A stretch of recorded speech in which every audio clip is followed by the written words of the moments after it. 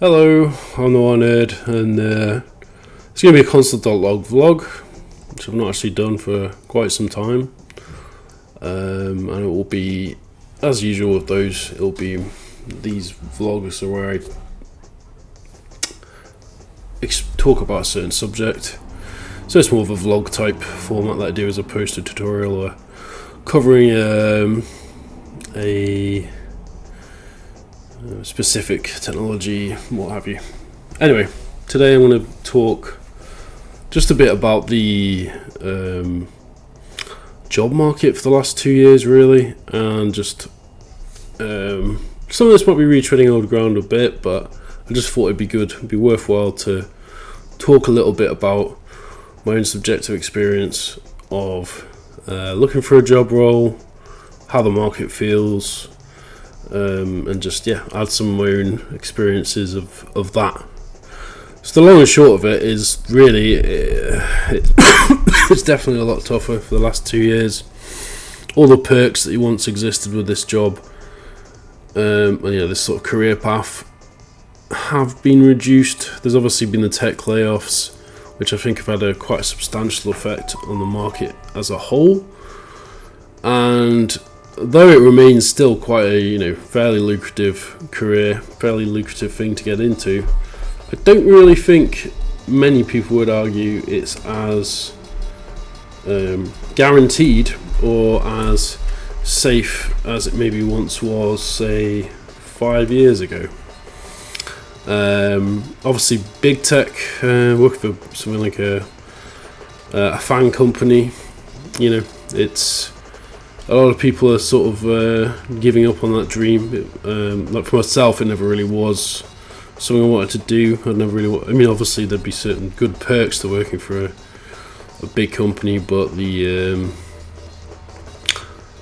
funnily enough, there's actually a statistic with that people who work for FANG often only work there for a year or two. Now, that is a general trend in a lot of technology and engineering development, that people only work for a relatively short amount of time at places. There's a lot of job hopping, I suppose. But yeah, it's just something to bear in mind. But it's definitely been tough, and it's going to change. Obviously, the nature of the work is going to change a lot in the next few years. I've almost at several points over the last 2 years just lost my drive to keep on pursuing this. Primarily, one of the main reasons I keep on programming is just because I enjoy it, just as in and of itself. There is there's an interesting statistic as well that I'm now 38, and a lot of programmers will typically cash out or give up around about my age. So maybe there's a fatigue that I'm experiencing somewhat, which is typical, maybe. I'm not really burnt out at the minute. I've been fairly productive recently. I do have a day job. But last year, which I can't remember if I've really talked about that much, but I'll talk about it now, it was really tough. I pulled out all the stops just to get anything, really. Job applications, probably like 25 a week at least for a year, with a portfolio, with a GitHub portfolio with like 80 projects on it, not all of which of course are like finalized finished things, but a fairly good variety of little projects, and also like commercial experience under my belt. I created a application, for example, which an augmented reality application, which was part of a national campaign. I was the physics and gameplay programmer for that.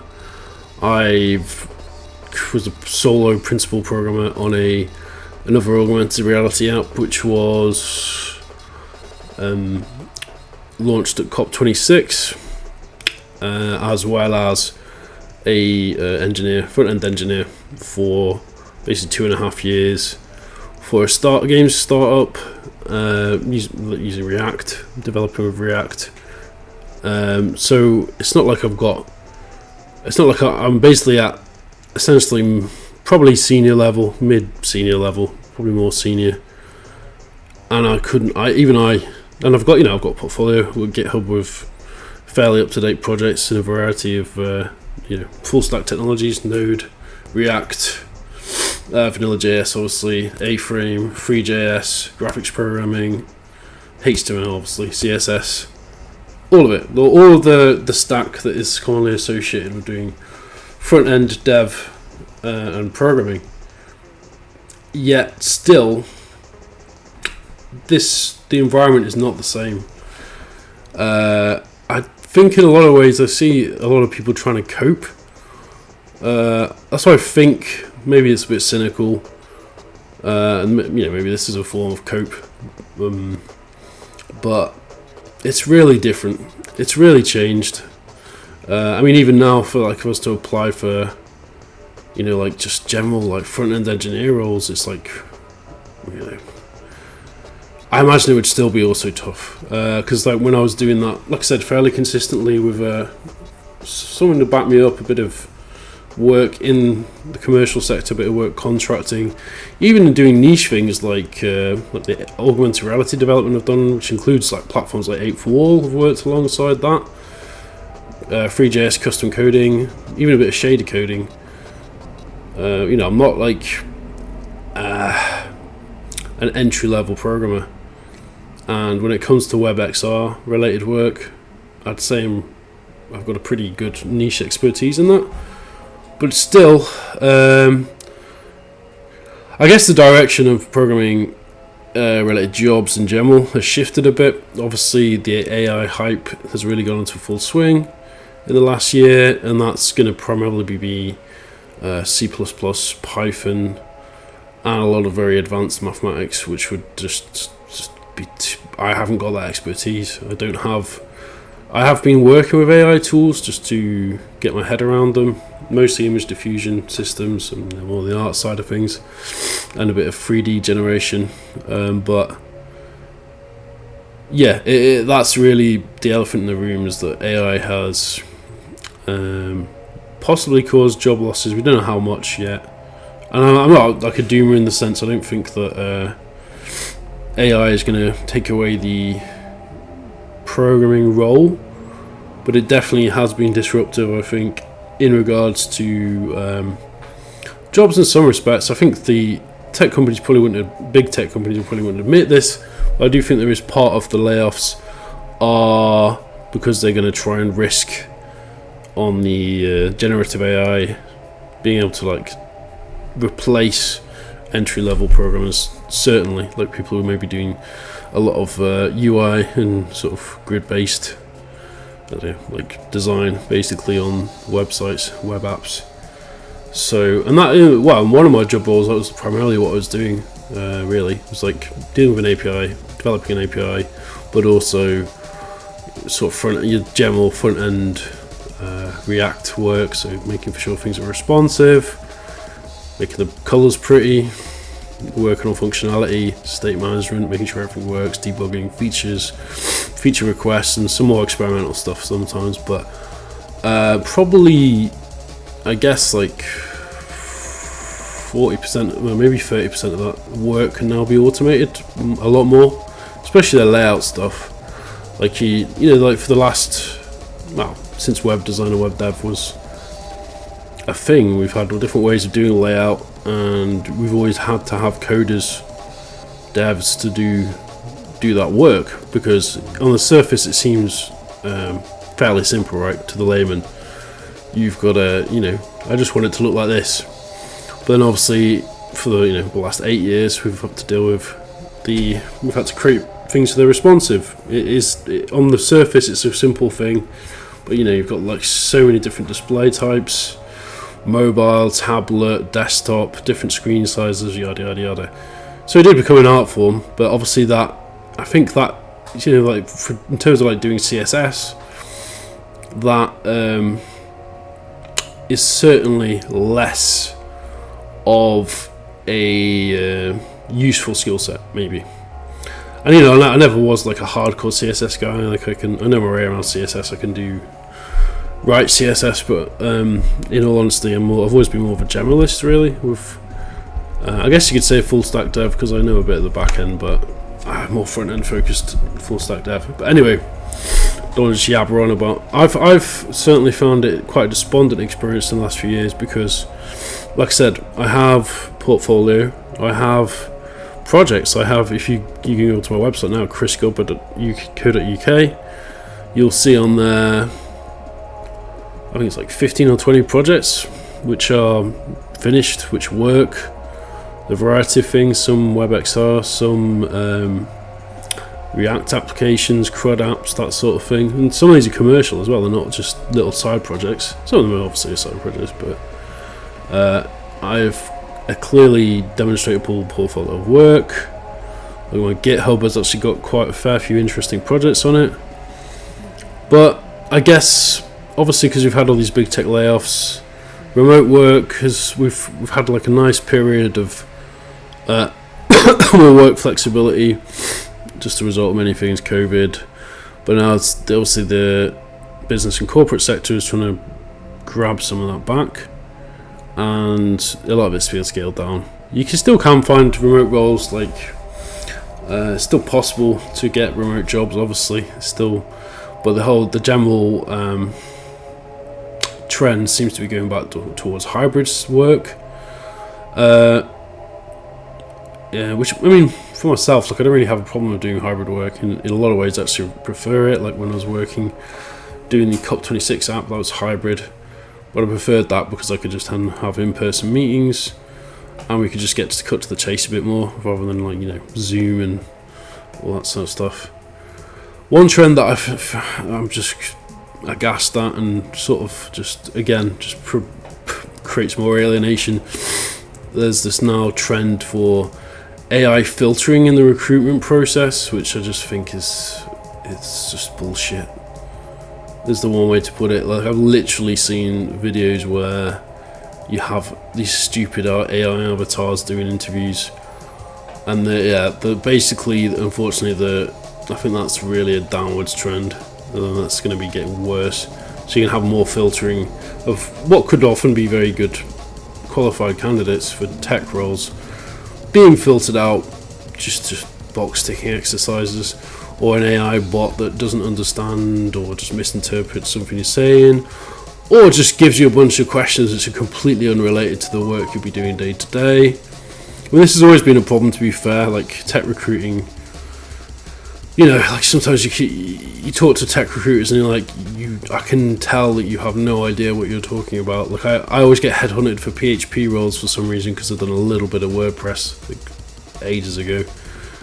And yeah, I mean, fair enough, it's not completely their job to understand that, but it's certainly a frustration. I think it's just going to get worse because people are going to over depend on AI systems to and I think unfortunately it probably will lead in some respects to AI is probably going to lead people more to thinking that they understand how something works by just getting, ChatGPT generate this block, and I think it might lessen that attention to detail that you really do need to develop to get used to design patterns and why something, why one way of doing something is better to another. Now, I'm not gonna completely, I've been using AI tools. I've been using Copilot a bit, for example. I'm not a complete Luddite when it comes to AI, not at all actually. But and Copilot can be useful, but if you over rely on it, that's definitely not a good thing.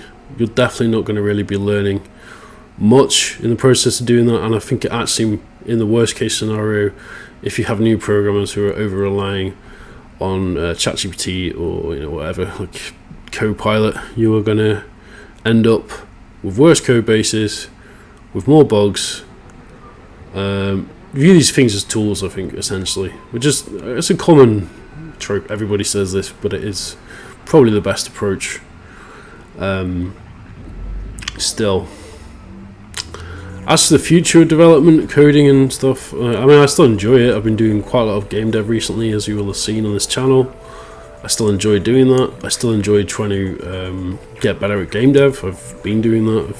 It's been keeping me occupied for the last few months really. I've been doing it a lot in the time I have. And that's good. I mean, I enjoy doing that.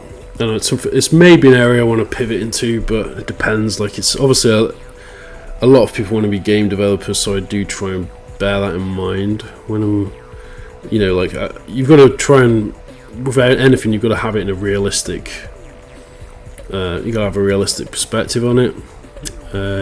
Game dev, look, I've made 15 indie games, right? I've not made much money from that. I'm not gonna lie. It's just not feasible, and I think it's something like 96% of indie games just don't make money to cover whatever the cost of the production was, or the time and the effort. This is commonly, people will talk about this a lot, but it's true. It's very difficult to make a living doing game dev. And yeah, I've been doing the solo dev thing. Like, obviously, like last year, I was doing like tiny little bits of freelance work here and there, but next to nothing really. Like, literally talking like 50 or 60 quid, sometimes one-offs for like, try this out, or help me out with this. So it's very itty bitty.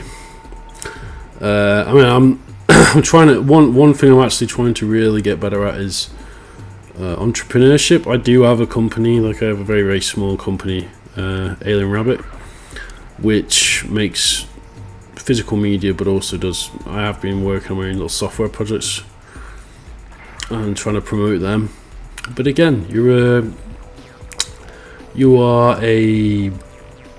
just lost in the noise, especially now that you've got all the AI generated stuff. Social media, you get drowned out by a lot of just, it has become the just race to the bottom. It's low tier content, short form, ADHD sort of adjacent thing. Like there's that cliche that people talk about of someone can't understand some information unless there's a little mobile game playing at the same time, like they have on TikTok. And yeah, that's depressing. People can't hold their attention for more than a minute on some information being conveyed to them unless there's a little screen recording of someone playing some shitty mobile game. Oh my god, how we have fallen. I don't know. I mean, this is a bit of it's not really a rant, but I'm rambling a bit. But it is definitely tough. I'd say if you're a developer who's trying to either get that first junior role, I don't really honestly know what to say. Look, I mean, I've worked in this industry for coming up to 15 something years now, in various roles, at various levels, and it's never been tougher. So like, I'm going to try and be fairly optimistic and give something practical, but it's tough. The industry is just like with a lot of other creative industries as well. I've got friends in the creative and media industries, and they're also similarly struggling. I mean, maybe this is the first tremors of the fallout we're going to get from AI taking the jubes, as it were.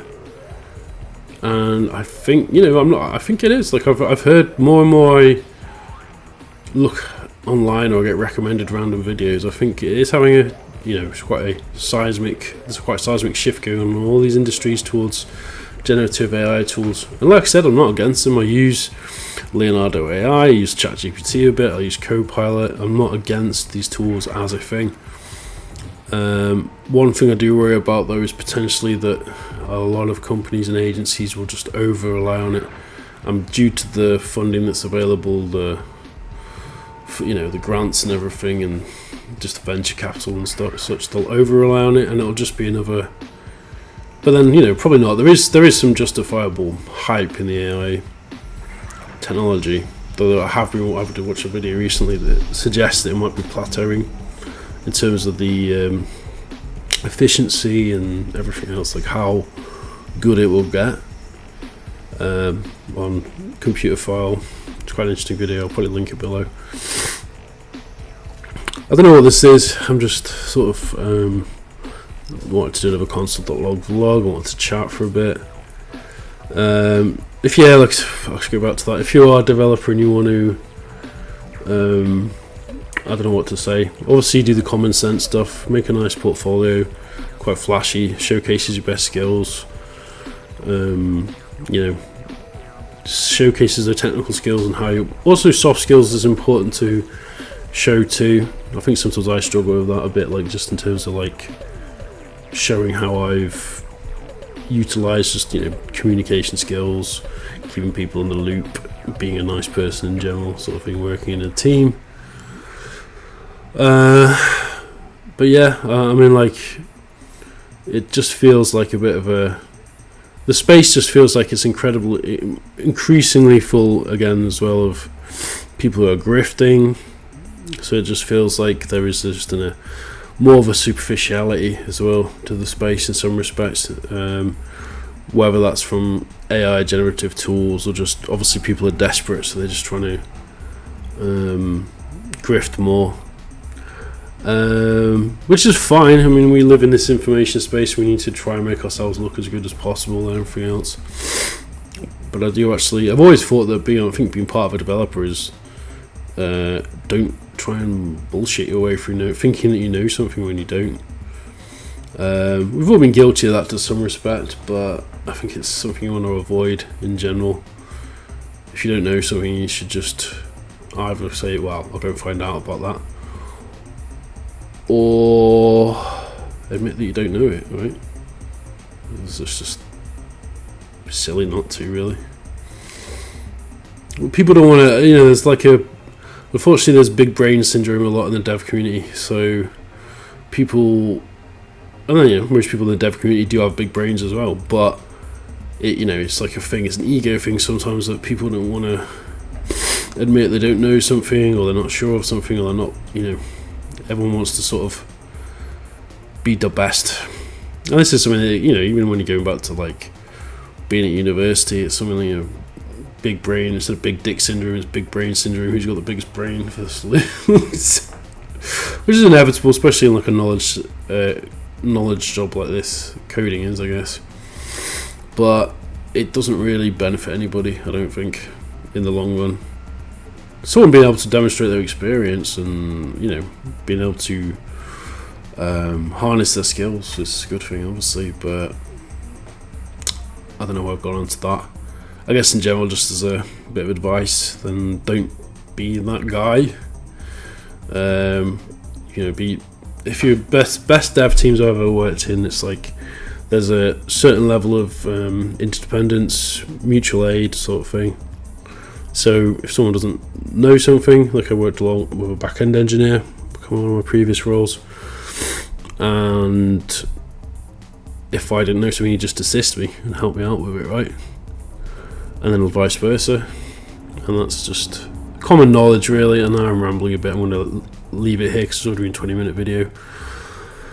Just a few perspectives, a few not really hot takes or anything like that. I'm just trying to relay, just if you are struggling at the minute, especially if you're a junior or you're trying to get into an entry-level position, it is a tough time. Just put that, don't try and blame yourself too much. It's a very tough time to get these sort of roles.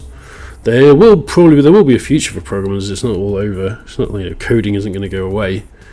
The nature of the job's going to change. Like I have my own thoughts on that. It has become a lot more complicated with the frameworks and the libraries and everything, especially in the JavaScript ecosystem, with pluses and minuses in both respects. But you can still probably get by on your fundamentals and approach and attitude, I think, in a lot of ways.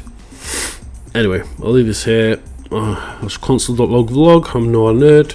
This channel's mostly me showcasing my dev projects, which range from WebXR projects, web projects, web application programming, and game dev with a variety of engines: Twine, Unity, G-Develop a bit. I've been messing around with because it's quite simple and fun. Obviously, and then JavaScript games as well, WebGL stuff. We'll leave it there. I hope if you are struggling with finding some work as a developer that you find something soon, and just good luck out there because it's pretty tough, more competitive than usual, and you need all the luck you can get, and it is going to take a lot of hard work to get anywhere, to be honest.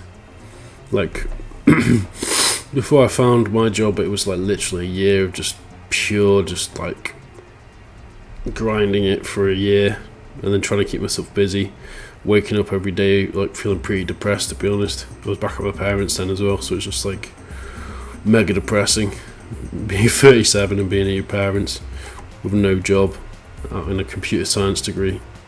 Amazing. But, you know, what can you do?